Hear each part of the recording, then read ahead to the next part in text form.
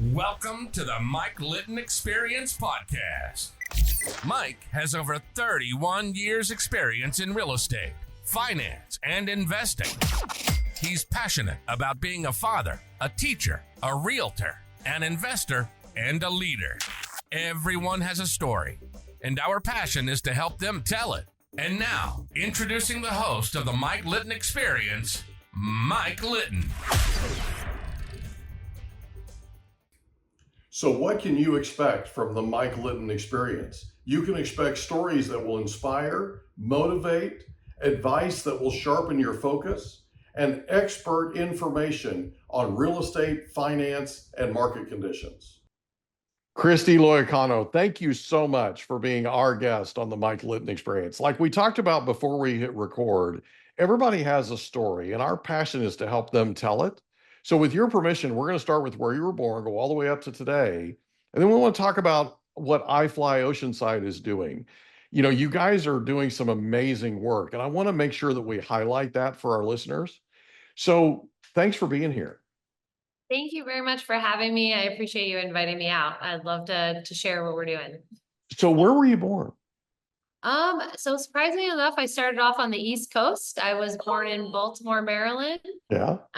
Lived there for about 10 years. And then my dad was transferred through IBM down to Charlotte, North Carolina. And that's where I was for about another 10 more years until I kind of ventured out and luckily made it out west here. And I've been here ever since. So I just went to Charlotte for the first time a couple of months ago. It's grown a lot. It's a great area for sure. It's beautiful, man. It's absolutely gorgeous. So growing up in back east, right? And specifically growing up in Charlotte, which is right, sort of your formative years, so to speak. What was your favorite thing about growing up there? I would probably have to say the freedom of space. I rode horses, so I was outdoors. I was a part of FFA. A lot of people don't know about that program anymore. It's your Farmers of America, baby. Yeah. I grew up on a farm in Oklahoma, so I know about it, right? So you're very engaged in all of the animal sciences programs, FFA, 4-H, Girl Scouts. I was definitely very much out there with critters of all kind in our very suburbia neighborhood, bringing home, goats, pigs, ducks. I actually brought a calf home one day in the front seat of my car because he had nowhere to go. So my poor parents have been through the slew of me bringing home critters in need. So you turned their place into a rescue mission, did you? Yes, 100%. Good for you. Good for you. That's awesome. That's awesome. That's what we did in Oklahoma on the farm. We had 2 dogs that people just got rid of. Like they drove, no joke. They lived on a 2-lane shortcut highway, in Blacktop, in Oklahoma. And this was a place where there just were farms, right? And people from the city that didn't have use for their dogs anymore would drive, no joke, drive up, dump their dogs out and drive away. And my grandmother found one of them in a culvert. Her name was Tippy. She was underneath a culvert in a culvert. And my grandmother got down there because she heard something. She got down there and she said, come on now, come on. You can come out here. Come on out. And she coaxed her and coaxed her and coaxed her. And finally Tippy ran out and jumped in her arms, covered in mud, head to toe covered in mud. Okay. My grandmother got so dirty, right? But she brought her home and she nursed her back to health and, fed her and all that kind of stuff. And Tippy turned into one of the best cow dogs my grandfather ever had in his life. No joke. She just knew what to do. She just knew where to go. Right. And another one, Peggy, that I grew up with also was just a cast out. They just let her go and she was running along the blacktop and my grandmother brought her in. So that's what we did on the farm in Oklahoma. So why not? Right. That's awesome. That's what a great way to grow up. Yeah, I think my dad drew the line when I brought home a potbelly pig and he was not sold as a potbelly pig. And we know what happens. Yeah. grow really quick. And my dad's like, we're not a farmhouse anymore. We've got neighbors. It's time to end the fostering thing, right? Yes. Oh, Yep. 100%. that's cool. 100%. That's But cool. So growing up, who was the most influential person to you? oh, the most influential person I would have to say would be my mom Yeah. growing up, because she was kind of like smiled all the time. She was an original smiley face wearer. When I would like make fun of her, I was like, why are we wearing smiley faces and like so happy? But she's kind of like the world. You can do anything you want. You can go anywhere you want. There's no limits. Nobody can ever, really tell you no. There's always a way. So yeah, she was always my best role model growing up, just kind of like, hey, if something goes wrong, there's a way to make it better. And it was never like a super negative, dark cloud over your head. You're like, hey, that's just a roadblock to kind of figure it out and keep smiling. And and she very much lived that way. She was a very happy, nobody had anything really bad to say about her. She was just like, very okay, we're fine. We can find a positive. So I love it. That is so cool. What a great role model, right? she So, was great. Yeah. so in high school, did you have a favorite subject? I would say science. I was very heavily engaged in science, biology, chemistry. My goal very early on, I was obviously a part of 4-H. I showed sheep, I rode horses. My goal was to be a large animal vet, Yeah, and to kind of take that path. So very much in those sciences, biologies, and that path, I would say. that's cool. So after high school, where do you go? So I started taking science classes in high school that counted as college credit. So I could Mhm. start applying for vet school, which was the plan all growing up. Yeah. And in August, I got the opportunity to start doing some prerequisites and ride-alongs with vets, which was fantastic. And then I had a late August afternoon ride along with one of my vets. Here we had been delivering baby calves, horses. It'd been all the joyful things, Yeah. babies, all fun. And then we had a call to excave an eye for a senior horse who it had been punctured by a branch and it needed to come out. Which is fairly common in horses. If something happens, they pull the eye, they stitch it. However, this was late August in North Carolina, very hot, very humid. So this was kind of my first real actual surgery. And going through that, I learned that the eye bleeds a lot. It's a Mhm. very different surgery. So that was a little traumatic. And then we Mhm. had to go and do, there was a senior animal that had to kind of be put down. And she kind of shared to me, today was a low day of all the high days. And I kind of looked at it, and I'm still kind of growing up with somebody who is always very high days. I changed my career path that day. Didn't think that that was something I could give people, that kind of news all the time. And it was just heavy. I could kind Yeah. of foresee my life, and that wasn't what I wanted to really do after getting my feet wet a little bit. So Well, you were trying to find the positive in veterinary medicine, right? yes. And it's thank God you did the ride along, right? Yeah. Because it basically showed you, you know what I mean? I mean, Yeah. I've interviewed a lot of people as you know, and Yeah. I've interviewed a lot of people that they were headed down this road and they were going to be a doctor and they were going to be a lawyer and they were going to be right. And then Yeah. they went and interned in a law practice, or they volunteered in the hospital and they were like, I'm not doing this for the rest of my life. There's no way, right? There was somebody in their life that inspired them to do it, but then Yeah. they figured out, you know what? This is not for me. And it's a really good thing that you did that when you did, instead of Yeah. spending all that time in school, Yeah. right? And then figuring out, oh, this isn't, Yeah, there's right? really great days, but you know what? There's a lot of hard days, and it's a very much a 24-hour career. Yeah. Uh, and I'm really blessed that the lady who I got to, follow along, she had been doing it for 30 years. She was very knowledgeable and she was really honest. Yeah.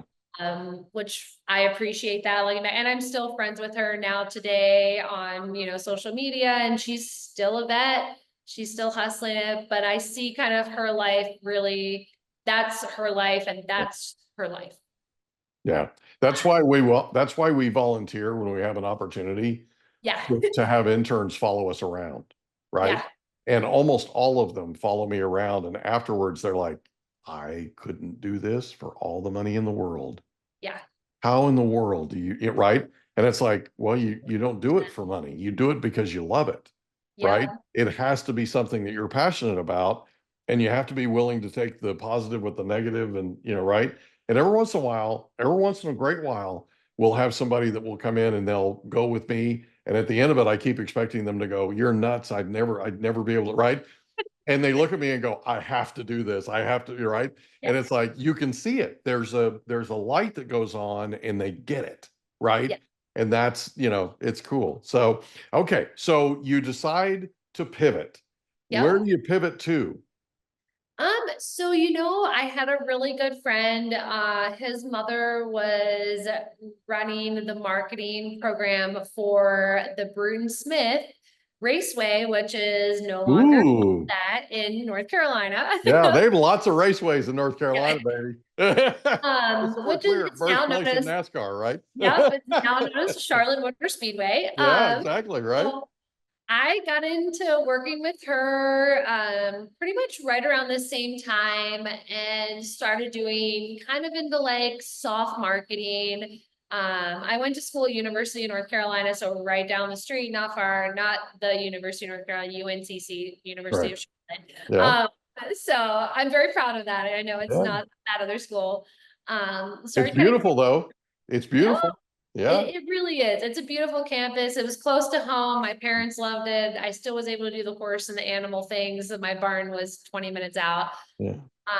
But yeah, I got really involved in NASCAR, doing marketing and kind of learning the ropes early on before social media and what that took to build promotional packets for teams, how people ask for money, how the racetrack would handle sponsorship, what that kind of partnership and give and take looked like early on. And I just really found a niche with kind of connecting people and working under her and the people that would come through, as well as on like the driver side of getting everybody checked in, making sure things were complete and waivers, all the things for those groups. And I developed a lot of really great relationships within that. And actually one of those relationships are what fostered, meeting my husband, who is out here.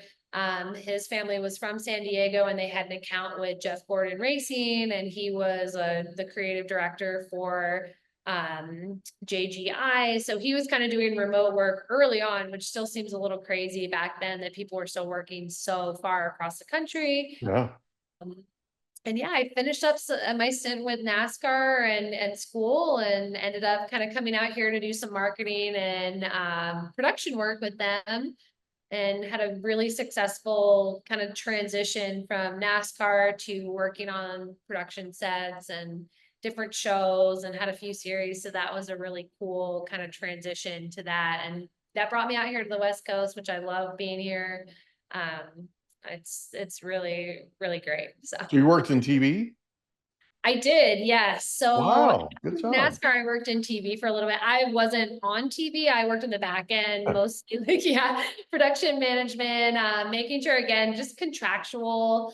I'm really set pretty well with organizing people to be where they need to be, and then helping talent kind of manage where they were. We had 2 seasons on an Animal Planet television show, and then I did a few things for Speed Channel as well. So oh, that's cool. That's cool. So can I ask you a question? Absolutely. What did your husband do for Jeff Gort JGI? So he was a content director. So essentially would manage back then people would do like their postcards or just separate events. So he actually was, his parents are out here. His dad managed like the celebrity poker tournament and kind of Oh, helping cool. him do a lot of different events. They did the, when Racing Stripes was a really big movie back then. Yeah. I know we're talking like 15 Yeah. years. They handled a lot of the production for that. His dad kind of started in marketing with Upper Deck and about that nature. So he was really tied in with the JGI and the Jeff Gordon Foundation, and they did a lot of their marketing. That's So. cool. That's awesome. The only reason I ask is my dad is a monster NASCAR fan. So I asked for him more than anything else. And I know who Jeff Gordon is, obviously, Yeah. from, my dad and everything. So yeah, so big fan. So okay, so you get out here, you work in television, you work on some contractual stuff, Animal Planet, all that. How do you end up, so where do you go after that? So I kind of took a little bit of a break. My mom had some medical issues back east, so I kind of handled some things here and was going back and forth. So I took a tiny bit of a break. And then I fell in with a friend who owned a yoga studio down the way and just started practicing just kind of for like I gotta clear my head, everything that's happening. And one day she's like, I cannot fix this thing on my website to save my life. I don't know what I'm doing. I don't know how I messed it up. And I happened to just be leaving. And I was like, oh, I think I can fix that for you. And a few clicks. And she's like, do you want to run the website for me? Because she was newly married. She was about to be having a baby. And she's like, I can't handle any of this. Like, I just need like to give you something. And here's my brain. Can you just make it happen? So I kind of fell into doing that for her for a little bit, which was a win-win. I was getting to practice. And then that kind of started to wind down. I was like, I should probably like get back into like an actual career path. And randomly, one of my best friends is a recon Marine, and he made a joke when we were all sitting out at a rooftop bar in Oceanside. He's like, you should go be an IFLY instructor. And we like laughed it off. I was like, what are you talking about? I was like, I've never been skydiving. I was like, I am athletic-ish, but I'm not, what's an IFLY? I didn't even know. Right. So I started looking, he's like, oh, they love people who have no experience. Like this was kind of from his perspective. And I was like, I don't think I'm going to do that part. Yeah. But I started looking, and randomly enough, they had just broken the ground on our facility about 10 minutes from my house. Wow. So I was like, all right, well, I'm going to apply to this job. I know Oceanside. I'm tied to the community. I've lived here for a few years. And I met the owners and we really hit it off. They had a really great vision of what they wanted our facility to be and how we wanted to be different from the other locations. Yeah. At the time, we were the second franchise, the only other franchise being Virginia Beach. They were also military owned as well, but right there kind of also serving the military, which is a thing that a lot of people don't realize is that IFLY in general is a military training facility, kind of throughout the country. Obviously, there's some that don't have bases here, so that doesn't work for them. But as you know, here in Southern California, we are partnered with Camp Pendleton. We're right next to them. We've even got down in Coronado, the Navy bases. So after I started looking into it, I was like, I'm not going to try that position, but I went to the top of the position board and I was like, they need a sales marketing director. So actually at the time it was just a sales director position. And I met with them and I was super straightforward. I said, hey, I don't come from this background, but I think that's kind of a win because I don't have tunnel vision, essentially. Where a lot of the people that, were coming for this job had been working in the IFLY industry and very much like, these are the set ways it has to be. Right. Which we've changed that mold. We've busted it out. We've definitely improved upon it. So it's been fun to see that transition. Yeah. So. That's cool. So are they building one in Wilmington? Do you know? Yes, actually, it's so funny you say that. I stayed right by there when I was in Wilmington. I hope they're doing good after this bad storm. They said they got a lot of rain. They did get a lot. Yeah, I know it's so scary, but I haven't been out there since, but wow. Yeah, they're full on. The production's going, and Yep. our construction's going, and the whole thing. So yeah. And Yeah. they happen to be now the 4th veteran-owned franchise location, independent from corporate as well, and Oh, very good. Wilmington. Yeah, it's funny you mentioned. I was just on the phone with their sales and marketing girl. We kind of have like a little call with all the franchises, monthly. We hope you enjoyed another episode of the Mike Litton Experience. If you did, do us a favor, smash that subscribe button, tell your friends, family, and coworkers about our program, and wherever you get your podcasts, please leave us a rating. It helps us to connect with quality people just like you. And that's a wrap. Another episode of the Mike Litton Experience in the books. Reach out to Mike on Instagram at Litton Realty. Want to meet with Mike? Check out calendly.com/Rio760.